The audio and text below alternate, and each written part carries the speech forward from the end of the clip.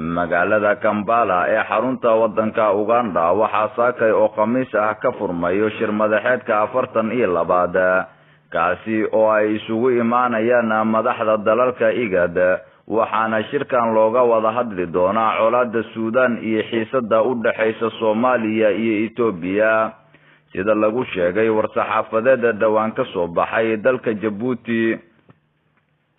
madaxweynaha Soomaaliya Mudane Xasan Sheekh Maxamuud iyo wafdi uu hogaaminayo oo uu ka mid yahay ra'iisul wasaare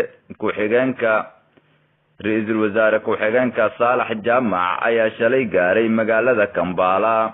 madaxda urur goboleedka IGAD ayaa kaga arrinsanaya faragelinta Itoobiya ay ku sameysay madax banaanida iyo midnimada dhuleed ee Soomaaliya.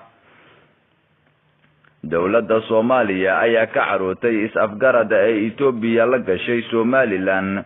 is-afgaradka ayaa dhigayay in Somaliland ay dhul dhan 20 kiiloomitir oo bad ah ka kirayso Itoobiya, taa bedelkeedna ay Itoobiya aqoonsan doonto Somaliland sida ay sheegtay Somaliland. inkastoo Itoobiya aysan weli xaqiijin arrinta aqoonsiga, Itoobiya ayaa qoraal ay u dirtay IGAD 13 bishan ku xaqiijisay inaysan ka qaybgalaynin shirkani. madaxweynaha Djibouti Ismaaciil Cumar Geele oo ah gudoomiyaha xilligan ee urur goboleedka IGAD ayaa ku baaqay in madaxda ururkaasi ay isugu yimaadaan shirkani.